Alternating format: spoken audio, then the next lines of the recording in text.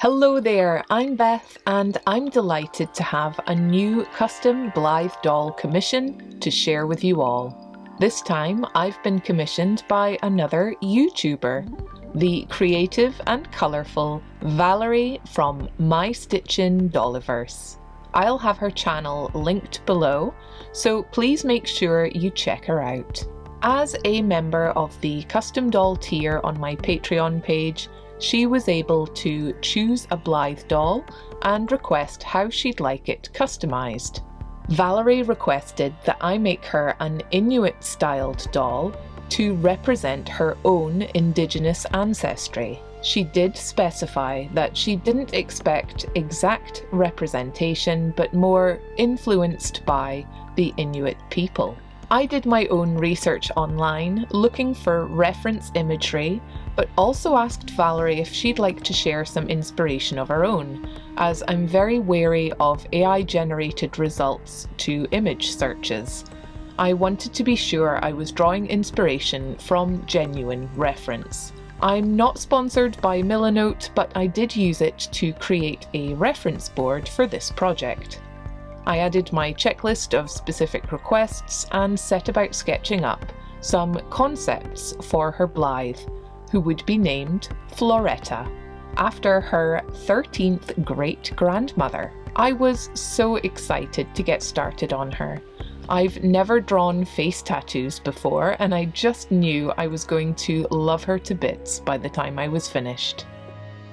The base doll I'll be working with is an AliExpress DBS Blythe with tan colouring, super long dark brown hair and a fringe.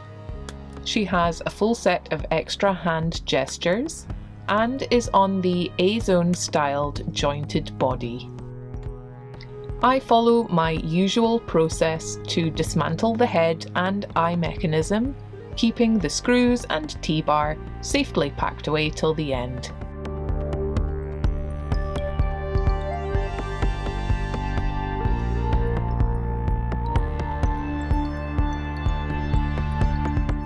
Once separated, I pop on a dust mask and get my sandpaper out to prep the front and back faceplates and eyelids. My favourite sandpaper to use is this sponge-backed type by 3M in superfine, ultrafine and microfine. I use the equivalent of 500 grit to gently sand away the shiny coating and makeup from these pieces. I mist them with water to help minimise the dust kicked up too. You can use a regular wet and dry sandpaper for this instead, cut into smaller pieces to get into the curved areas. You want to use a high-numbered grit so you're not introducing scratches right at the start. Try a 600 or 800 grit to begin with, or higher if it's effective for you. I aim to get a uniform blank canvas to start from. I also swear by these magic eraser sponges, cut into smaller chunks. They're great dry to wipe away grit, and also wet and soapy to clean off the pieces once done. I soak the eyeballs in hot water for a while to soften the glue, before slightly melting glue sticks over a candle flame and sticking the ends to each eye chip.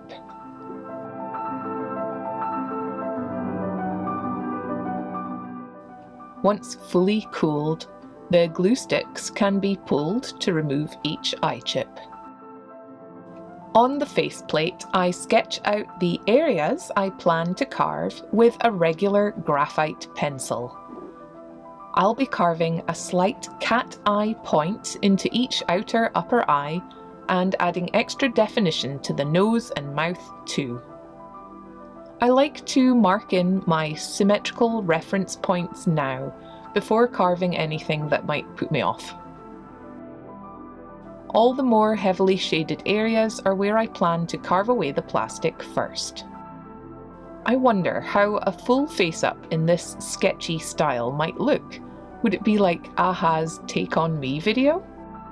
I put the eyelids in to give me reference points to mark for the inner lower eyes and the upper outer eyes, so I know that they're all at the same height. I find I stick mostly to hand tools for face sculpting these days. It's less messy and I find it easier to sand the face afterwards with less scratches on the face. I use a hand drill, curved and straight scalpel blades, a curved riffler file, and gouging tools with scooped edges too. I use the gouges to start deepening and defining the curves of the nose.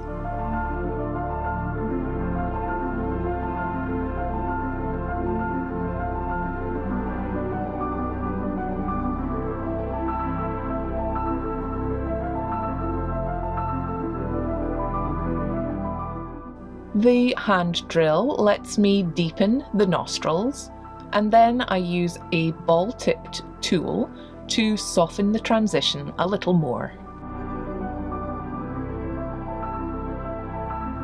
I'll repeat these motions for the bridge of the nose, the upper lip area, and under the lower lip, using the ball-tipped tool to help carve in the sides of the mouth too.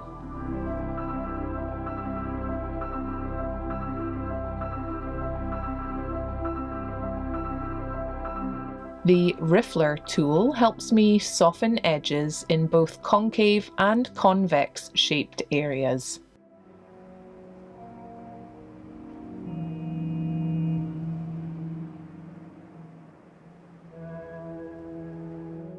With a small curved blade, I scrape the plastic around the carved areas, smoothing out the roughest parts. I change directions to follow the form of the face, moving frequently to avoid creating deep lines. I use this motion to scrape away from the lip outline, pushing it back and defining the new lip shape.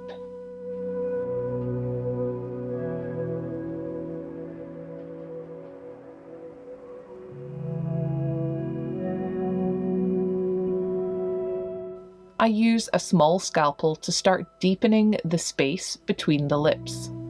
I cut in from different angles to chip away at the plastic.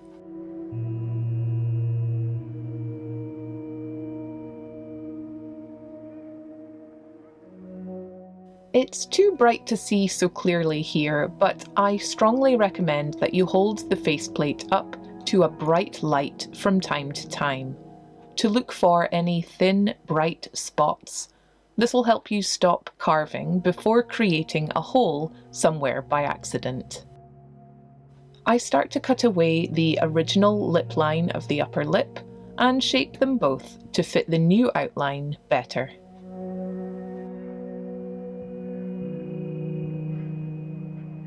I try to somewhat realistically shape the lips, with a more pronounced bulge in the centre upper lip. I use files to further shape the sides of the mouth and also reduce the tip of the nose. You can use files to shape the eye sockets, but it's easier, I think, to use a scalpel.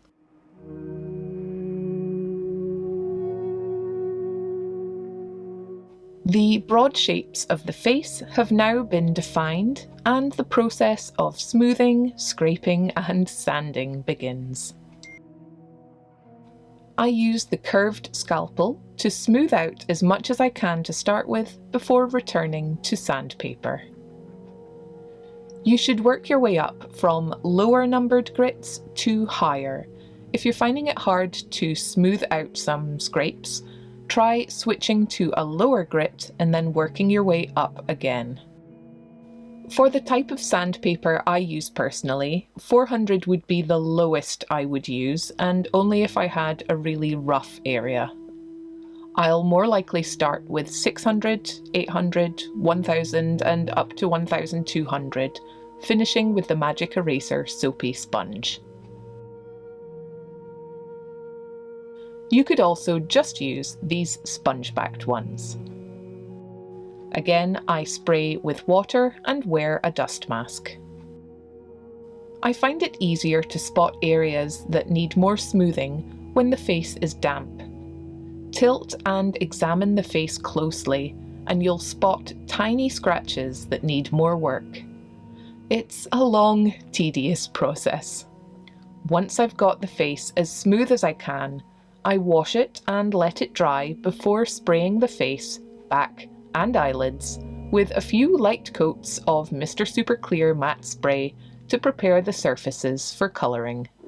I had an idea to make a little neck-jointed stand for the head, so I threw this thing together with some wooden dowel, a log slice, wire and hot glue.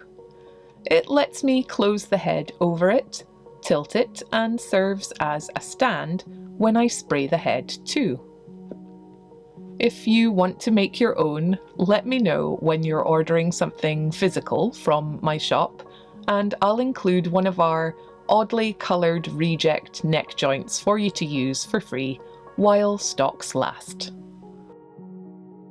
I used a long piece of wire to help me hold the eyelids while I brush them with pan pastel and a soft rounded brush, which also helped keep my hands clear when I spray them with MSC. I use a little yellow pan pastel to help tone the head to match the body colour a bit better. Then I use my soft rounded brushes to apply pan pastels to the face, the lips, cheeks, nose, eyes and forehead, as well as a little round the ears and back of the head too. I keep the initial face up light so I can concentrate better on her face tattoos.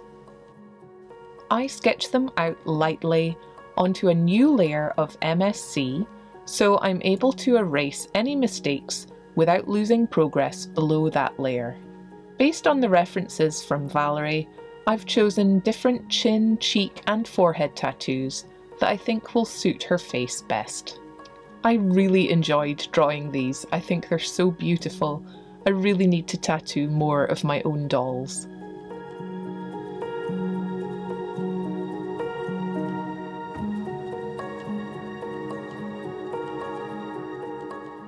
I decided to continue the tattoo design inspiration to the back of the head and also referenced Indigenous art styles to create a fish motif in simple black and red shapes too.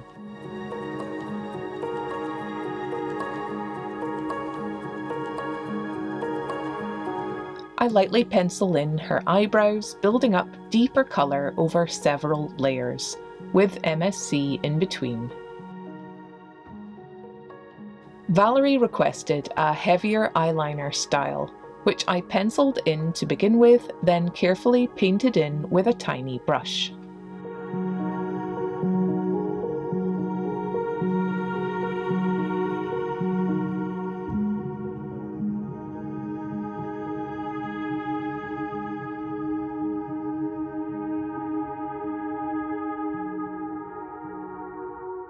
I use watercolour pencils to add more detail to the under eye areas and pencil in some subtle blemishes.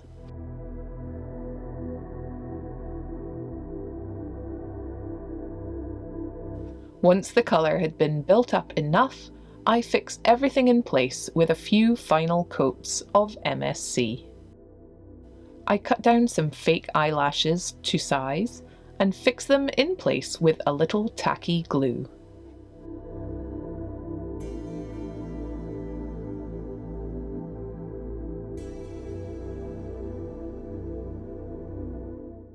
I will choose a few pairs of eye chips for her from my stash, but I want to make her a special set too. While I ponder over the eye chips, I move on to installing one of our neck joints to the body to allow her better head mobility.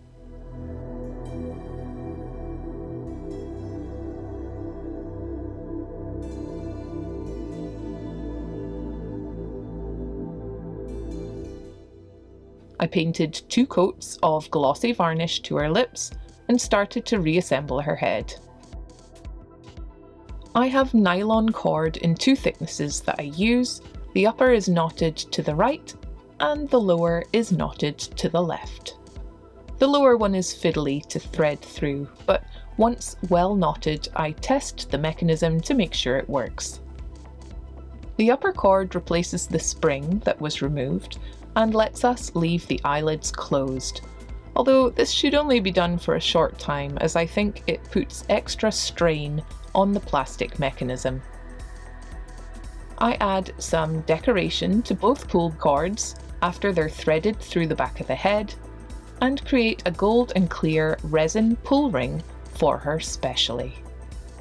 I made this with UV resin and a silicone mould.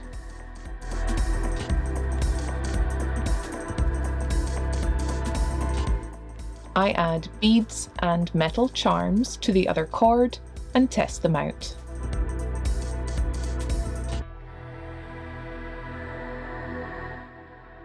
Moving on to her outfit.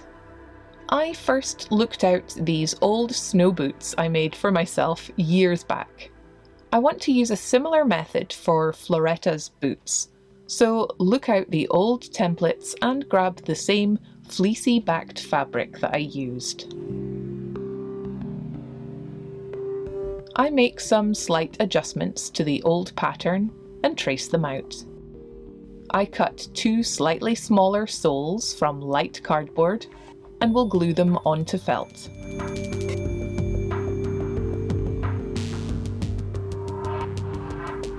I cut them out, leaving a little border of felt around the outside.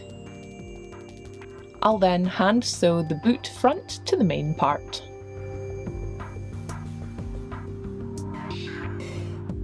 I plan to roll down the top of the boot before closing in the back to expose the soft fuzzy side.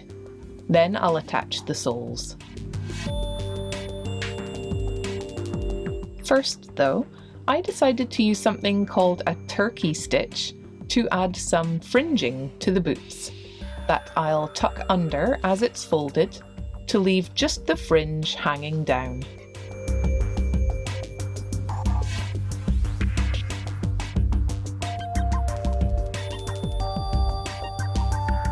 I build up the stitches and repeat for the second boot before snipping each loop to create the fringe. I glue and fold one edge, then turn it again before sewing up the back of each boot with a blanket stitch.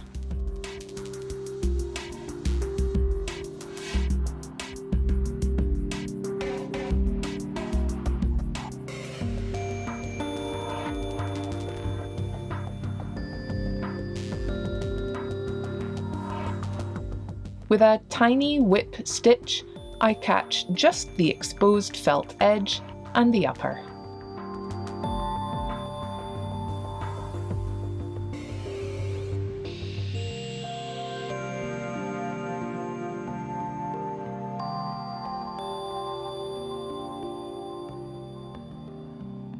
A pair of recycled leather soles glued to each boot finishes them off, and I love them.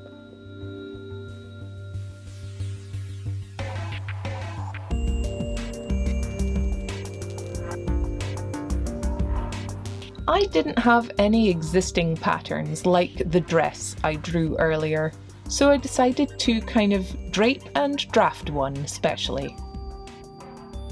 I use some kitchen roll and cut out a rough back and neckline first, to let me hold it against the body better. Then I drew in the proper neckline and started marking where the sleeves and sides should fall.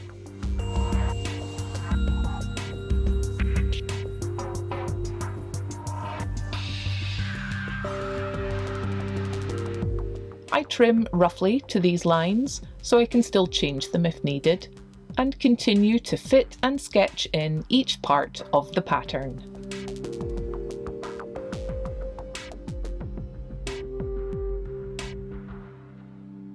I mark where the waist should sit and sketch in the curved centre front of the bodice.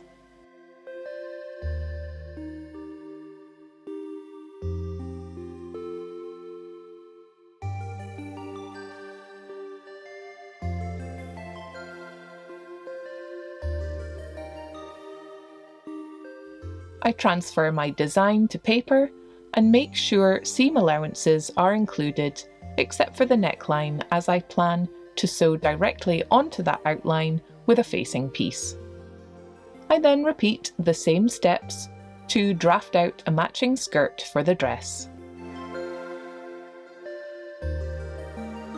I transfer the design, creating a front and back pieces, then look for the perfect fabric to make it with.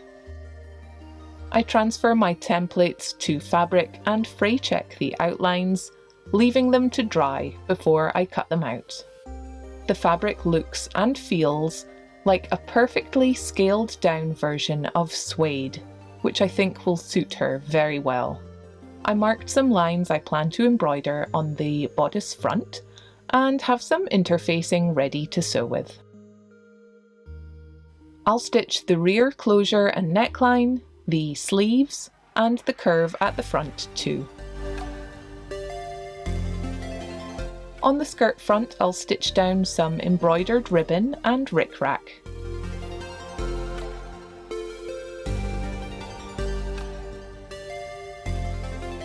This fabric feels lovely and soft. I've stitched the bodice, now we'll trim away the excess seam allowance and turn it through. I'll give it a press with the iron and will top stitch it directly to the skirt later.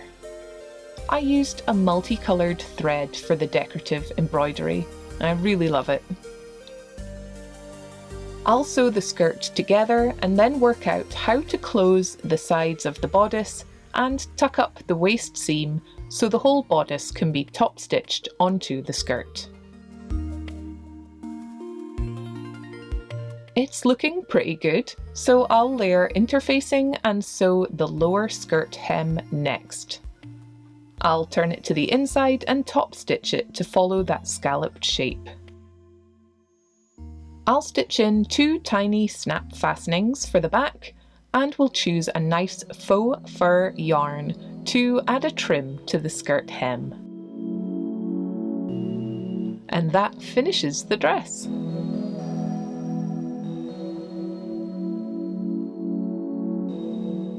Coming back to her eye chips. I try and fail numerous times to make a special pair for her. I find these eyes to be so time consuming, so I really only make them as I need them. I discard the rejects and happily complete one pair that I'm delighted with. They have a little iridescent shimmer and golden outlined flowers too. They're dark brown and are painted in layers to create some depth. With a little tacky glue on the rim of each eye chip, they're all secured into place. Before I make her final accessory, I'm going to give her fringe and hair a little trim. It's a shame to hide her forehead tattoo completely, so we can at least see a little more of it with a trim. If Valerie wanted, she could easily swap this scalp for one without a fringe in the future.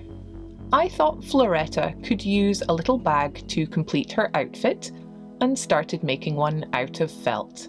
I was waiting for new hair dye to arrive, so please enjoy a rare non-purple Beth sighting. I cut a long back piece that would fold over, then a shorter piece for the front. I cut a slightly smaller dark brown piece that I hand-stitched in place, that I thought I had recorded, but when I stopped recording, I'd actually started recording. So here I am, happily sewing away until I realise I'm being recorded. I punch a hole and add a metal rivet fastening and cut a leather strap to add at the end. I decide to continue the fringe motif though, and add a middle layer with the turkey stitch fringe. I secure all 3 layers with a blanket stitch and finish it off with a long handle. I think it looks really good with the dress. Before I share the last pieces I made, please let me welcome my newest members over on Patreon. Noemi B, Bay Berry, and Sheena Linville.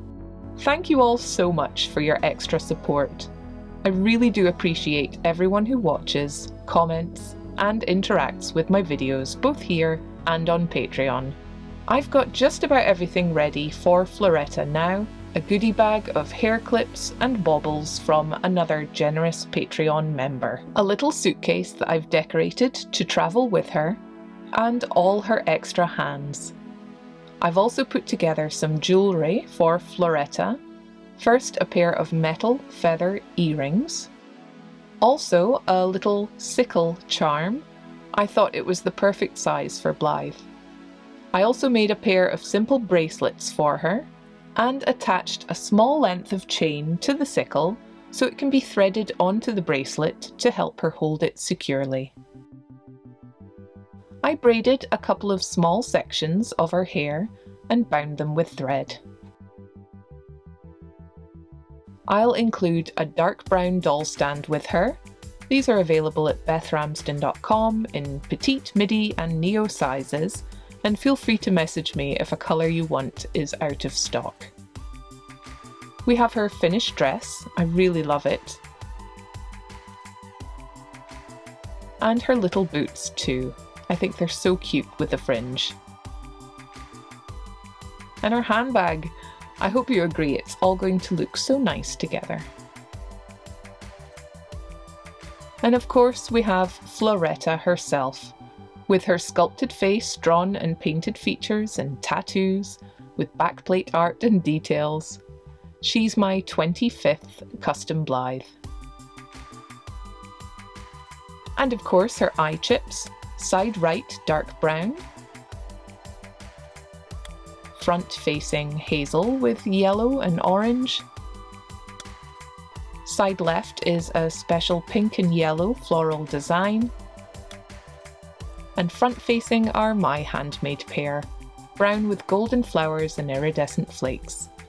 And I made her a padded travelling pouch in red, which she'll be safely travelling in to get home to her new owner, Valerie. Let's get her all together. Oh my goodness, Floretta just looks stunning with everything on.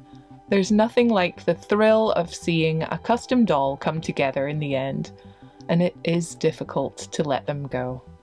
I took Floretta out to a nearby river for some final shots, and she really filled my heart with such joy. I do hope you'll watch until the end to see them all. I'm going to be packing her up safely to send home to Valerie now. But I hope you'll join me over on her YouTube channel, My Stitchin' Dollyverse, to watch her unboxing video when she receives her. I'll be waiting excitedly to see what her reaction will be. I really hope she makes Valerie happy. If you would like to have a custom doll made, using either a doll you have already or one that I have ready to customize, please check out my Patreon using the link below. I have free public posts explaining how to make your request, and members of the custom doll tier get to see all the behind the scenes progress as I work on each doll. Thank you all so much for watching. Please like the video if you've enjoyed watching today and leave a comment below. Let me know what you think of Floretta and which part of her transformation was your favourite. Please enjoy her special end shots and take care of each other. I'll see you again next time. Bye!